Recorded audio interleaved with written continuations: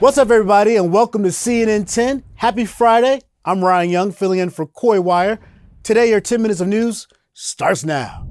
Let's start with North Korea, also known as the Hermit Kingdom due to its extreme isolationist policies and limited contact with the outside world. The sister of Supreme Leader Kim Jong-un is now suggesting new communication out of the nation's capital, Pyongyang, could be possible with the United States. Kim Yo-young said North Korea might be willing to sit down with the U.S. once again, but only if President Trump drops its demand that North Korea give up their nuclear weapons. But North Korea's nuclear program is one of the biggest points of contention among global diplomacy efforts. CNN's Will Ripley explains what role Kim's influential sister could have going forward. North Korea breaking its silence on Donald Trump. The messenger, not Kim Jong-un, but his powerful younger sister, Kim Yo-jong, on the far right, believed to be in her late 30s. This week in North Korean state media, she said her brother's relationship with President Trump is not bad, signaling talks with the U.S. could happen again.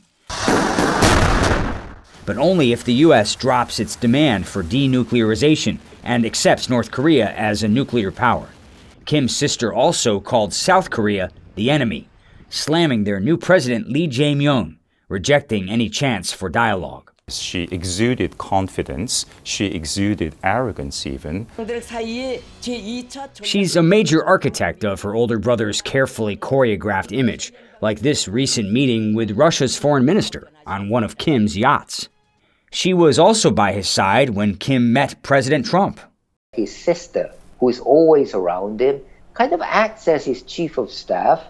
And Kim's enforcer. When South Korean activists sent anti-Kim leaflets north by balloon last year, she publicly defended flying trash-filled balloons south, triggering cell phone alerts for millions. She also ordered the dramatic demolition of this border office shared with the South.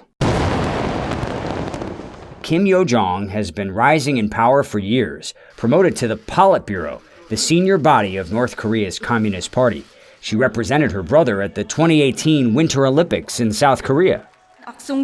Kim's sister is most known for her fiery rhetoric and fierce loyalty to her brother, one of the only people North Korea's most powerful person can trust. Notably, neither statement from Kim Yo-jong was published in North Korea's state newspaper, a sign her comments may be aimed more at foreign leaders than her own people. And with Trump heading to South Korea in October for the APEC summit and set to meet President Xi of China and South Korea's new president Lee Jae-myung, the question now, could a fourth Kim-Trump summit be at play? Now to a story that has a bunch of scientists scratching their heads off Western Canada. Some orcas, you know them as killer whales, are giving gifts to humans, and by gifts I mean their prey. Yep, a new study documented 34 cases of orcas offering their prey to people, including researchers and boaters near Vancouver Island. In one case, an orca dropped a seal right there near a research vessel. In another, a whale offered a small seabird. Orcas already share food with family members, but with humans, that's a whale of a twist. Researchers think these super smart creatures might be curious about us or maybe even trying to connect across species. If you're a researcher and want to return the favor and had to pick one meal from the grocery store, what meal would you give an orca? And now it's time for a 10-second trivia. Who was the first musical artist born in the 2000s to have a #1 album? Was it Olivia Rodrigo, Benson Boone, Billie Eilish, Ice Spice? You can see her in a crown. It's Billie Eilish. That's your answer. She was born December 18, 2001. And her debut album, When We All Fall Asleep, Where Do We Go, topped the charts in 2019. Deadly flash floods in Texas, ravaging storms in the Northeast, sweltering heat waves. Meteorologists say that the consequences of a warming planet are becoming more evident every day. And sometimes, as individuals, we might feel it's impossible to combat such an overwhelming problem from our small corner of the earth. But superstar singer, songwriter Billie Eilish is using her platform to create positive change and reform her industry for the better. Take a look. Billie Eilish immediately set out to bend the industry around her values. Haters and big oil companies be damned. Yeah, it was funny that video really went kind of viral in the kind of, oh my God, she's satanic world, which was really funny to me because I was like, no, you guys, this is a metaphor for climate change. I'm a bird falling into a thing of oil. Like, that's kind of the whole point. I have been trying to change the way that the industry has been running for a really long time. So for like food, backstage, all of my catering is vegan. Yeah, we have like refillable water stations. We don't sell like plastic water bottles, and I have like a no idling policy for all the trucks, you know, to save all those fossil fuels. Yeah, and save your lungs save your lungs and save all the things. Yeah, but yeah, it's leading really by amazing. example, sort of. As someone who attended the first Lollapaloozas and Coachellas and Bonnaroos, I can testify that the influence of Billie and others like her is catching on. You can now get a concert t-shirt in exchange for filling a plastic bag with recyclables. I talked to one guy, said it took him 45 minutes because the place is too clean.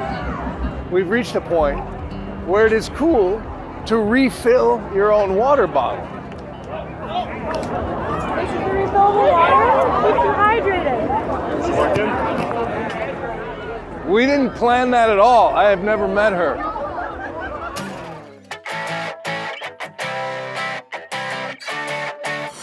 Today's story, getting a 10 out of 10, two bold and brave Baltimore police officers making an emergency landing in their helicopter to save a swimmer's life. Tactical Flight Officer Andre Smith Jr. and Flight Officer Craig Hoover were soaring to another service call on Saturday night this summer when they received a very serious signal from a dispatcher saying a person was in deep distress, drowning at a neighborhood pool. The pool was prohibited, closed for the evening, but a man and some climbing companions hopped the fence and there was no lifeguard on duty. I'm putting the helicopter down in the field. This guy looked like he's not breathing, not moving. He's in cardiac arrest. I knew right away, just looking at him on the video, that he was in bad shape and he needed compressions pretty quick. So I just did it. Yeah, you can see the moment. Hoover lands the chopper in the field near the pool before Smith swiftly springs into action, running to perform CPR on a 25-year-old man until he becomes responsive. It feels good. For me, it's just a regular day in the office. You know, we do stuff like this all the time. I'm just glad we were able to get in the field. Officer Smith says he hopes the incident reminds people to not go pool hopping after hours and that swimming without a lifeguard presents and always is dangerous, even if you are an excellent swimmer. All right, superstars, our shout out of the day goes to Mr. Gillis at Dr. Martin Luther King Jr. Middle School in Atlanta. River, I hope you're having a great day. Thanks for sharing so much and being a part of this Friday with me. Coy will be back Monday. And as always, I'm Ryan Young, and this is CNN 10.